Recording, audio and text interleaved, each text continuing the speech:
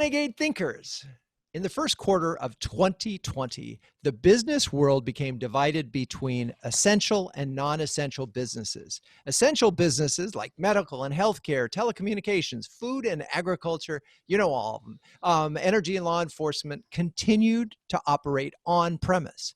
Just about every other business that could stay open had to make a number of quick decisions, how to keep their operations running with a remote workforce. And the CMO, you wondered when I was going to get to that, and the CMO had to decide whether or not their messaging was still relevant. Now, as the pandemic progressed, economies withered with unemployment reaching historic levels. Now, I know you know this, but also it's important to put a framework here. Many economists are predicting that the recovery will take years, not months. Now, I don't say this to depress you, but rather to make you think about an important new reality for all B2B businesses. If you hope to survive, if not thrive, this downturn, you need to think about what makes your product or services, what makes your business essential. If you are not essential, the CFO, and yep, those are the folks that you probably thought would never get involved in your purchase decision, but are right now getting involved in every purchase decision, will reject your product or service faster than you can say, Renegade Thinkers Unite. Which brings us to today's guest, Chandar Pattabhiram, the CMO of Coupa, the cloud-based business spend platform that has seen its stock skyrocket in the last 6 months. Now, this is Chandar's second appearance on the show. The first was episode 14 way back in April 2017 when he was the CMO of Marketo. Now, this is episode 199. Chandar, welcome back. Thank you, Drew. Man, time flies, and 14 to 199. That is great. I'm looking forward to your 200 guests for sure. Well, we have a surprise guest for that show, but I'll let it out on this show. It's going to be Ben Franklin. Yeah, I did a deal with Zoom to time travel. So we are speaking with, yeah, it's an exciting moment. Anyway, but you're here and we have exciting things to talk about too. So when we last talked, as I meant, that was almost 3 years ago, and you've been at Coupa now for 3 years, watching this company and helping this company achieve extraordinary growth. Talk about early March 2020, what your message was at that moment. Yeah, it's interesting. It was a pivot point. Early in the year, we had started a very brand campaign focused on excellence, and the whole brand campaign was append your spend. And the idea there was spend is not something transactional, but it's a transformation weapon that you can unleash. And we were very excited. We were just starting to cut the ribbon across all, physical channels, digital channels, as well as permeate that across all our different outlets for our events, etc. And then early March came around, and that's when we had to hit the stop button, because it would be tone deaf for us to go in there and talk about excellence when the world was in a very different place.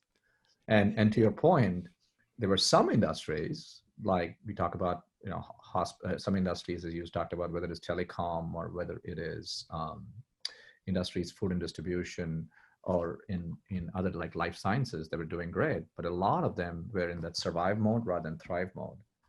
So we had to take a pause, Drew, and said that messaging doesn't work. So what do we pivot and what do we do different at that time? Yeah, it's really interesting. And I talked to another CMO in a show earlier, and they had actually the word winning on their website, and they quickly realized, no, this is we're in survive first, and then maybe thrive mode, but we are certainly not in a winning kind of thing unless we're talking about the battle against, say, COVID-19. That would be something to win. But anyway, so you recognize that this message isn't going to work, isn't right. Let's talk about how long it took you and the process that you went through to replace it. Yeah, so we have this thing, a framework called thoughtful hustle here at Coupa. Is everything we do needs to be intersection of thoughtfulness and hustle. Sometimes you're really thoughtful, but it'll take a long time. And sometimes you're hustling, but not really thoughtful. So I kind of challenged my team together to say, can we always operate at that intersection of being thoughtful and thoughtfulness and hustle? So this was a great opportunity for us to do that. And it took us about 3 weeks from concept to execution of driving this across our channels, of taking the new message and doing that. So that was the time frame. And the message itself was an interesting process of how we came with it. If excellence through Coupa was the old message, we pivoted to a message called resilience, building resilience with Coupa. And that took us a couple of weeks to go conceptualize through a cross-functional effort. And I can talk about that. Like, before you talk about the message, let's talk about how did you get there? And this is really important because it couldn't be you in a room just saying, hey, resilience is a good story. Let's go. Let's talk about who was on the team, what kind of team you built, and so forth. Great. I actually had the idea. I did it all myself. But no, just kidding. No, but I think in these things, the concept of co-creation is very important because, none of us is as smart as all of us. And so that's a big, another Coupa nugget that we have. So from my perspective, I had 3 leaders, one from our brand corporate marketing, 2 from our product and segment marketing, which is about sales messaging, and 3 is around our, demand gen and growth marketing. So on one hand, all the marketing leaders come together. And second, have a few key sales executives who are in the trenches, who are working on this every day in terms of customer interactions and feeling the pulse in the trenches, right? So having a small think tank of both marketing leadership and sales leadership come together and to have this ideation phase of coming up with a concept. So that is kind of the approach we took. And, about at a maximum 5 to 7 people at any interaction so that we don't get the diminishing return of people just showing up there and it becomes an education session rather than a true engagement session.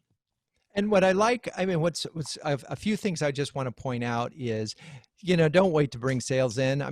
This, but sometimes you forget because you're the creative team and you've got it and you can do this. You got to get sales in early because they have to have 100% buy-in. The other thing I wanted to just point out, I love the notion of thoughtful hustle, but the truth is if you had had more time, you would have taken more time.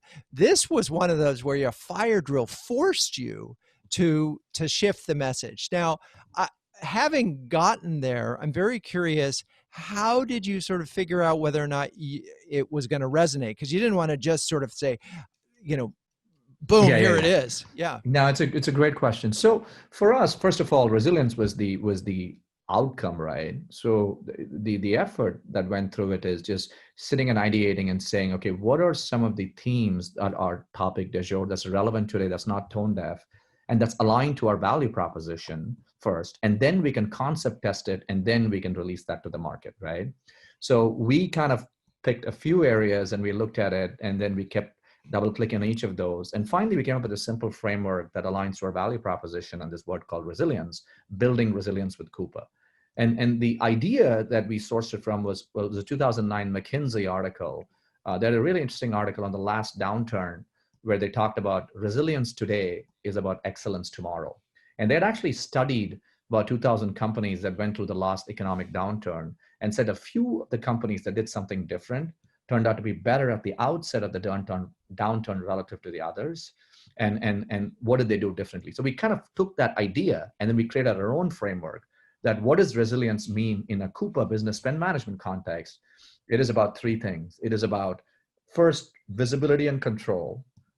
You talked about the CFO, and I'll come back to that and why that's important for every CFO today. Second, about supply chain risk and mitigating that. And the third is about agility to invest in the right areas and move when the economy turns. So that is really resilience today is excellence tomorrow. So that's where we picked it. And then to your original question, it's one thing to pick a framework. We have some executive advisory board members that we created this framework, had a very simple way to look at this at a brand level, at a sales and demand gen level, and at a customer level, harmonizing it at 3 layers, create a simple document on that, and then got some initial feedback from some of the executive board advisory members and said that, hey, is this empathetic? Is the posture on this right? Does it resonate? And to your point, does it make you essential? in today's world, right? And the concept of essentiality, does it get you there? And we felt relative to some of the other messages that we had concept tested, this one had some legs to it and got some good external feedback. And then we started rolling it out. It doesn't happen on day one, but we started rolling this out over time. So getting customer feedback right away before you put it in the market, makes a tremendous amount of sense and gives you some confidence that even though this is a fire drill exercise where you're trying to replace a message that doesn't feel right with something that's better, and you've at least taking a couple hours to just sort of gut check this thing makes a lot of sense. Okay, so then let's talk about what harmonizing, when we have a new idea like this, building resilience with Coupa. And by the way, I want to make one other point, that the insight of resilience today is better tomorrow is pretty profound. And it helps to have that, because it really does give you a springboard for Right. what kinds of things, the content that you can create, and a lot. So it's a big idea, and it's nice that it comes from, frankly, probably a thought leader that sort of validates it, right? Other than you. Totally. So, okay. Totally, yeah. So talk about harmonizing. Yeah, it's a great question. A lot of times the challenge that we have as marketers is that we could come up with whether it's resilience or excellence or whatever the right word is, as your campaign, hashtag campaign.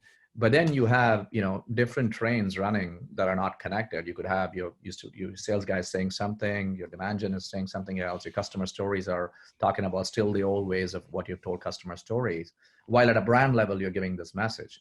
So that was not cool, right? So what we had to do from day one, the simple framework is, think of it as 3 blocks. You think about it as your brand messaging. The second block is your demand gen, your sales messaging connected together. And the third block is your customer stories messaging. And harmonizing is making sure that that team is permeated in a very congruent way across all these 3 levels, right? So I'll give you a simple example. Our brand messaging around resilience is we had ads on building resilience with Coupa, very micro targeting the CFO community on CNBC and Wall Street Journal, et cetera, where they go to, because that's the economic buyer for us. And it's good news that every company right now, the economic buyer is the CFO. In our case, it just happens to be, or she happens to be, for the true economic buyer for our product.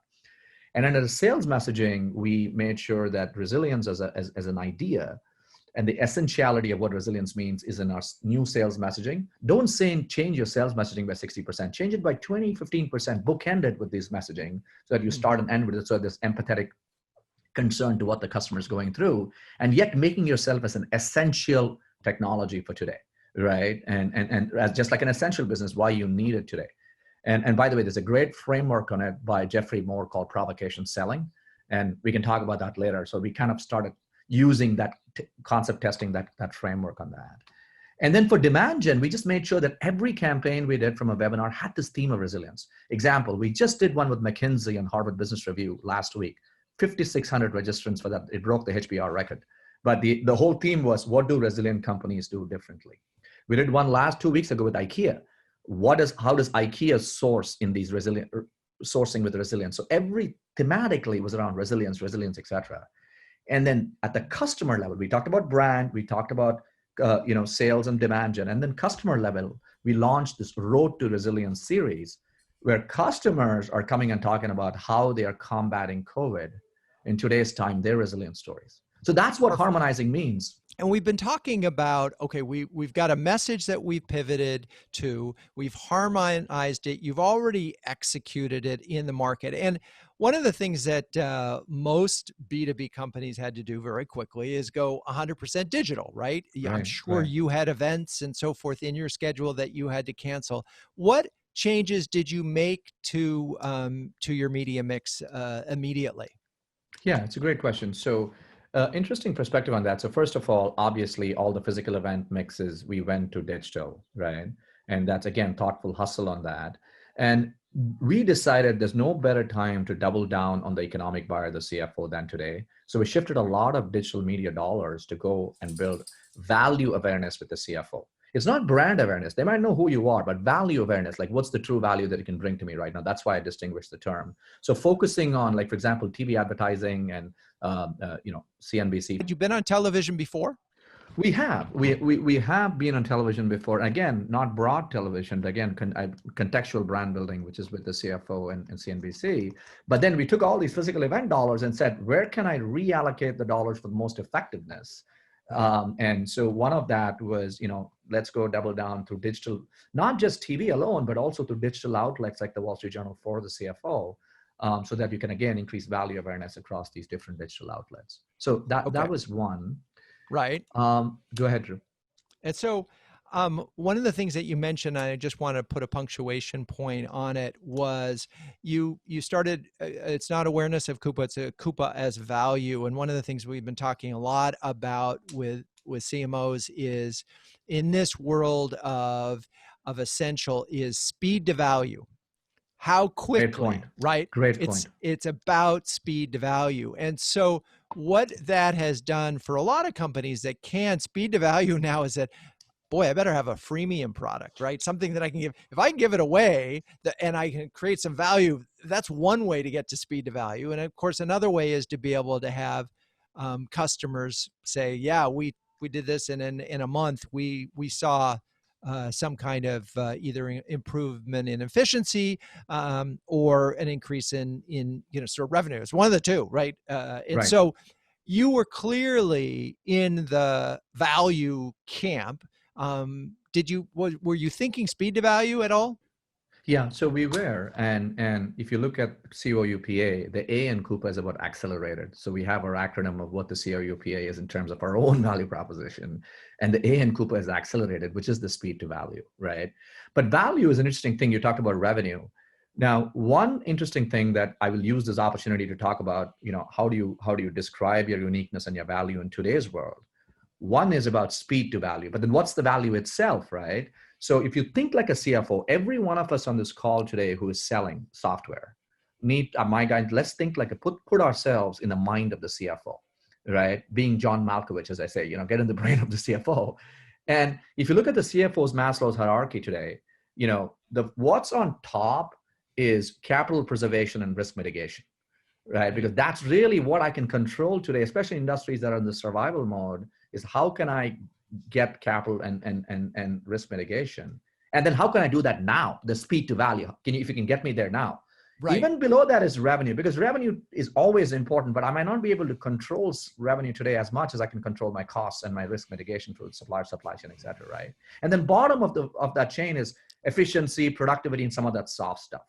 So going back to your point, if we can kind of think like a CFO in the Maslow's hierarchy and really focus on the top level, in our case, it's just, I can get you to capital preservation and risk mitigation and get you there sooner than ever before, aligns to that speed to value and the value that's relevant to them today. And that was our kind of like, making ourselves essential using our positioning in today's world.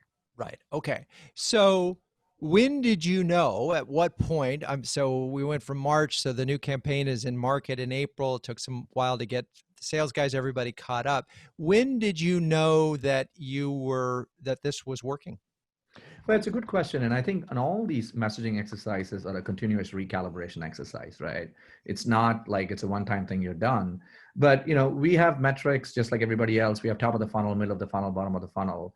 And I think there's two ways to look at this. One is the quickest way to look at this is the bottom of the funnel, or in this case, if you look at it as in sales messaging, or deals that are already in play.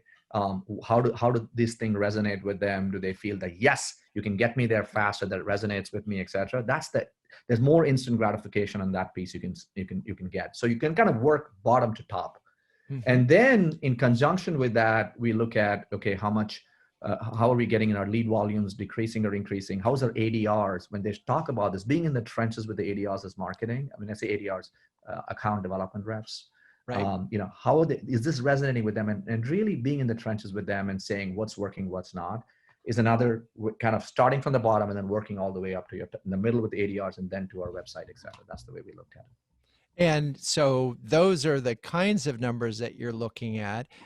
Most businesses in the software world, they were able to keep the ones, was interesting that post COVID leads were closing really fast. Yes, because it's Right, essential. Yeah, yeah. right. Pre-COVID leads were just sort of getting dragged out. And so certainly we know that your stock has performed well, and as a public company, I'm sure you can't share certain information, but you've given us a sense of of the measures. Right. What's making you feel good right now? Well, I think, from our perspective, we look at overall, pipeline, we look at year over year pipeline growth, we look at all different metrics in terms of we have a very, very sophisticated, what we call plan of record. And we track what is the number of new opportunities we need to create collectively as a sales marketing organization, how much we need to go move those forward and all those different metrics. So we look at it every day and we know where we're behind, where we're ahead. And that's how it makes us feel good. Well, I can't assume anything. I don't know the answer, but I know based on stock performance that a lot of people believe that your company is on the rise. Okay. Let's circle back to provocative selling. Yes, yes, yes. It's an interesting concept. Geoffrey Moore again is very, very good. And again, just like I talked about the resilience piece in the last downturn, he wrote a piece in HBR, I think in 2009, 2010, where in when things are good, do solution selling. When things take a downturn, get into this concept of provocation selling. So the idea is simple, right? We are all, as marketers and sellers in B2B software, we're trained to be really good solution sellers, which is, let me first come in, let me listen to your existing pain, and then let me present my solution or how that is uniquely differentiated to solve its pain and solve it right now for you and provide a lot of value for you. And that's really it's in our DNA, whether we do the challenger sale or any other sale methodology, it's ingrained in us. And his point of view on this concept of provocation selling is in good times, you listen to a customer. In a downturn, you provoke your customer and saying, it's not the pain that you have today. Let me tell you the pain you're going to have if you don't use me and why I'm essential to solving that pain. Now, provocation is done with deep empathy, but at the same time, telling them, if you didn't have me, here is what you're going to have the pain, and you need that to solve it, right? So that was the sales posture, and that's what, in our case, we're saying, without having a business management solution, you're not going to get your visibility of your spend and your supply chain risk. And so what's most important to you, capital preservation, risk mitigation, is something that you're going to have a pain unless you have some essential technology to solve it. Interesting. And so you're literally telling them, you got to catch up, that you're at real risk here if you don't do this. Right, exactly. And so, but you got to tailor that, again, going back to your original point. You started this podcast with the industry spectrum, right? Going and telling that same message to everybody would be a little tone deaf, but certain hospitality industries on this side of this survival spectrum, you are saying, hey, listen, you need this for visibility, control, and survival today. Right. Whereas the other folks on the other side, like, whether that's in life sciences or other businesses, like telecommunications, you can say, you need this to have the agility to dynamically shift your spend patterns and stuff like that. So again, having that slight variation or nuances is important. So I heard someone somewhere, and I can't remember the exact numbers, but in the last 2 months, well, we know, for example, e-commerce went from 10 to 13% to 26%, but the digital transformation of business, the movement to the cloud, is like 6 years worth of transformation happened in 2 months. I'm imagining that you guys are part of that digital transformation. I don't know if you saw there was a cartoon or something saying what cost digital transformation, the CEO, the CFO, the CIO, and then the fourth one is COVID-19. And then that's the bit everybody picks. So it definitely, in a world of forcing functions, this is something that's naturally caused it to accelerate areas. And cloud technologies are right in the middle of it. Whether it's in the revenue side of the house or in the spend side of the house, cloud technologies are right integral to it. And what's helped cloud technologies, obviously, is that the on-premise challenge of going in there and physically, whether it's a consulting organization or your own services organization going in there to implement, would have been a roadblock and be the last mile problem.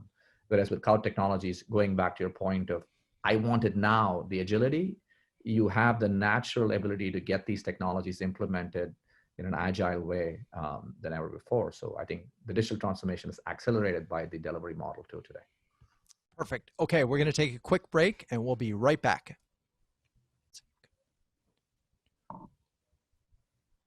Okay, we're back. So I know you have you're wonderful with acronyms and things, and I remember that from our first show.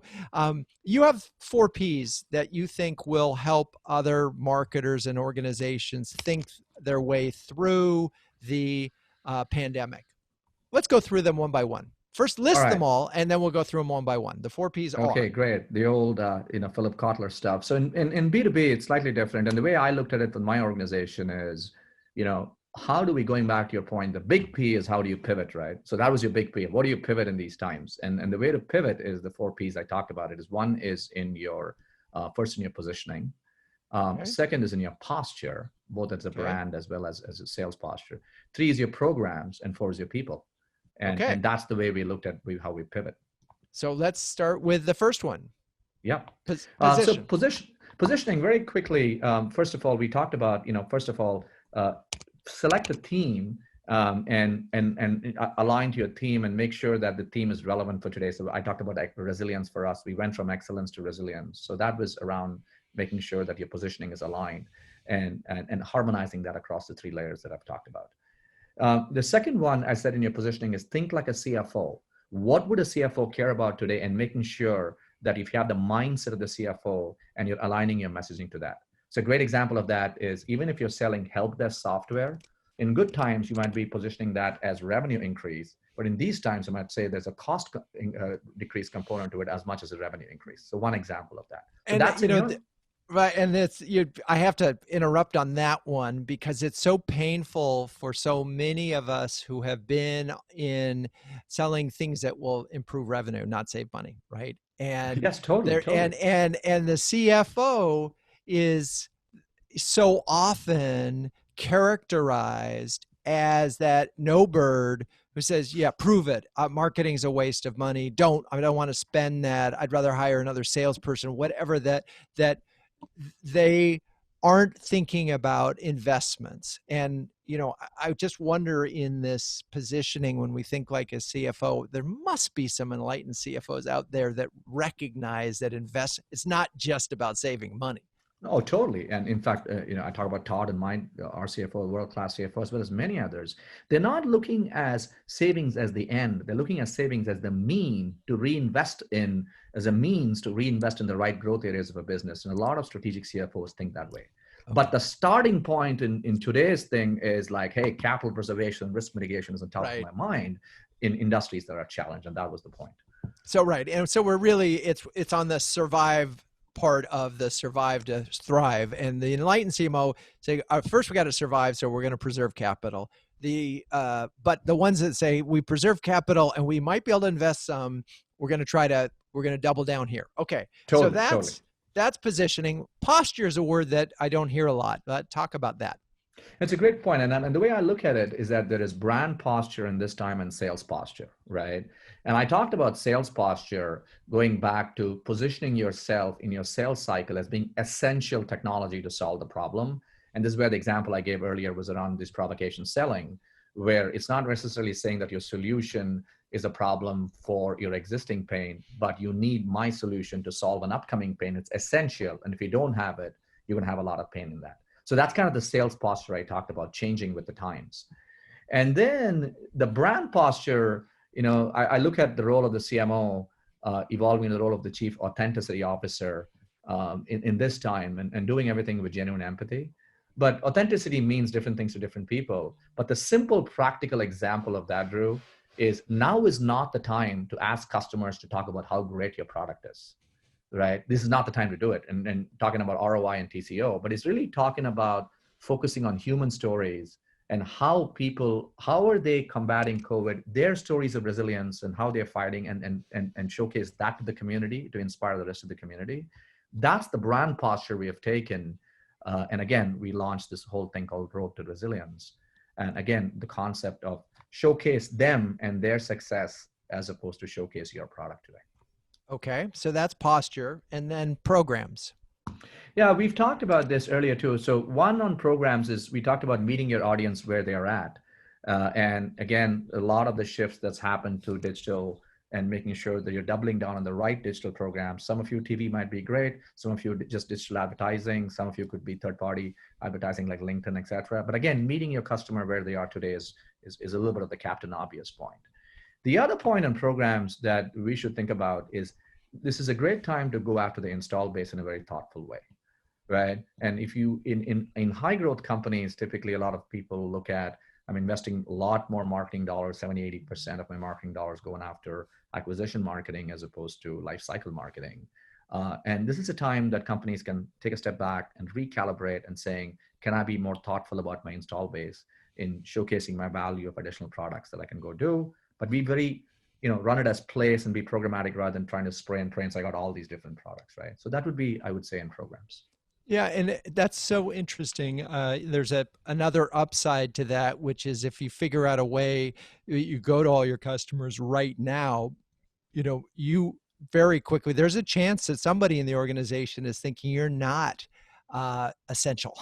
And so by going back to them, you're making sure you're hugging them really strong with it and saying, oh, totally. No, what we're doing is essential. And here's why. This is sometimes where it's good to do let's do a little check-in call. How's everything going? How can we help you? And so totally. And also, a lot of times the software companies have this challenge that existing customers don't necessarily know all the portfolio of products that you have today. Right.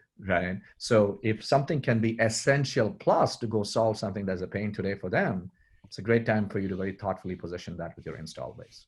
Right. So, and they're already in, you're already there. You're already helping them. So, hey, we can help you in another way. And this is essential to what you need. And so makes a lot of sense. Okay. So programs, really thinking about your existing customers. And I know that a lot of CMOs and companies in general are having pushback from customers that are in trouble. And one of the things that I talk about in a recent B2B demand gen report is that that's an opportunity. When a customer comes to you and says, I need a discount, I need to skip a payment, I need something, that's the moment where you can actually say to them, okay, I understand you're really in difficult shape. Let's do this. Why don't let's do a new case study. Let's initiate a new ROI pilot. And I just throw that in there because it's not always about upselling them right now in the thrive mode to keep the customer. You may need to give a little back, but you can get something too. And it's fair. It's a win-win. If your stories, as you describe them, are customer stories, are stories that make the customer look good and help reinforce the story of, in your case, the resilience, then it's a win-win, right? And so totally. Sometimes it used to be really hard for some companies to get those case histories. Well, maybe you can get those, or the pilot or the ROI proof that you were looking for. You can get that now. Totally. But let that, the advice I would say is that should be an outcome of a discussion rather than going into saying, talk about the ROI of our product. Because if your posture as a brand is, I'm going to showcase how you become resilient and how you can inspire the rest of the community, and I want to showcase that story, nothing to do with our product. Right. Let them tell that story and naturally let gravity happen. And as part of that, if they can say, hey, by the way, this product helped me, which 90% of people would say that, then let that be the natural flow rather than going to them and saying, this is the time for you to talk about my product, because that's not being empathetic and authentic in today's world. Got it. Okay. Excellent point. Let's finish up on people. Well, we could spend 2 hours talking about people just on that topic alone. And a lot of, great CMOs have talked about how they're engaging their people and all through these different Zoom sessions and, all the Zoom happy hours and all that good stuff. So there's a lot of good stuff happening. But the 2 areas I would say is, one is, this is a chance for people to grow their career while they're growing in their jobs. And so meaning learning and education. So if companies can have, even in your own marketing, if CMOs can say, hey, listen, I'm going to mandate my team to go learn on topics because they're not all the commute time that they're gaining back. If they can go, whether it's in Coursera or even different aspects of marketing, like, hey, I'm a demand gen marketer. I'd love for me to go understand what strategic product marketing is, and vice versa. So we've started doing this, evangelization of, like, go once a month. We have a session coming in of somebody speaking about a different aspect of marketing, and doubling down on details that everybody else can learn from that. And then it's a great tangible goal for us CMOs to say, I'm going to have my team spend a week of learning in the 6 months that we are going through this COVID working from home, where they can go take some classes free or some sponsored classes to grow in their career while they grow in their jobs. So that's an area that I would say it's a great opportunity from a people perspective. And what's amazing is, and this is, so if you want to find courses right now, I mean, Demandbase, for example, was offering I don't know if they still are, but they were offering their ABM training, which used to be quite expensive, for free. Yeah. And as both an offense and a defensive move. And so there's a lot available. And the same thing went for Skillsoft. If you attended their virtual summit, they gave 2 months of free licenses to people. So there's a lot of opportunity. I love that. Okay, well, we can't talk about people without talking about businesses and their relationship and the impact of the Black Lives Matter movement. And I think I saw a study just recently that people expect businesses, 65% of people expect businesses to take a position, take a stand, and support social justice. And so I'm curious how that has played out for you and Coupa. Great question, Drew. So first of all, it's inspiring to see the collective power of community over the last few weeks here in North America, when people come together with a feeling of fellowship and alignment towards a common cause, and how they can be a catalyst for systemic change in our society. And organizationally too, just like in our own personal lives, like for example, my first part is to educate them on the issue. I have a teenage daughter and a younger one. The first thing is to make them understand what's the systemic issue in the past that's caused us to where we are today. And doing the same thing organizationally for us, the first thing we have done is to maximize our education or awareness of the topic. And we've created a central portal that we have a number of great quality content for every employee in the company to come and understand the topic, understand the history of the topic. We've had speakers come and talk about the topic, as well as assimilating more content on the topic from that perspective. So that's the first thing, is to educate and affirm that this issue is real. And the second is what makes it actionable, right? What are the things that we can do actionable? And we have an organization called Coupa Cares that we can drive a number of action programs through that. And one action program, for example, is we have organizations that we have associated with that every employee can contribute to, whether it's Black Lives Matter or NAACP or other organizations. That's one thing. In addition to that, we're continuing getting people to come and train people, our employees, on diversity, on racial injustice, diversity, equity, etc. And then you're also going to see some external announcements for us from a product perspective on diversity in the near future. So there's a lot of different initiatives, but the issue is it's real, and we take it very seriously. Excellent. Okay. All right. Well, this has been an essential episode, I have to say. We covered a lot of territory, but first and foremost, a thoughtful rebranding or repositioning, if you will, as an organization that was doing very well and wanted to continue to do very well, and very quickly had already built the skill. And I want to sort of emphasize this: if you don't have, I think you called it. Thoughtful hustle, right? If you don't have the agility in your organization, you really felt it in this period, but now's the time. There's still time to become agile. That was part of this that enabled you to make a change so quickly. I could go on, but I'm not going to, because this episode has already maxed out on anybody's virtual commute right now. So Chandar, first of all, thank you so much for being on the show again. Great, Drew. It's a pleasure. And, every time I get to speak with you, I just keep, going on, and we can go on and on for hours. And It's true. thank you. There's lots And to thank talk you about. because you inspire me and lead me the right way with these questions. So thank you, and best wishes for the 200th episode and beyond. And stay safe. There you go. So, and for all the listeners, if you enjoyed this episode, I have a favor to ask. Write a 5-star review on your favorite podcast channel, or share the show with a fellow marketer. To find the transcripts of this and past episodes, or to suggest future guests for future shows, learn more about the possibility. Oh, gosh, that's right. I wanted to mention possibly the best branding agency in New York City. Visit renegade.com. There you go. Yes, And until next time, keep those renegade thinking caps on and strong.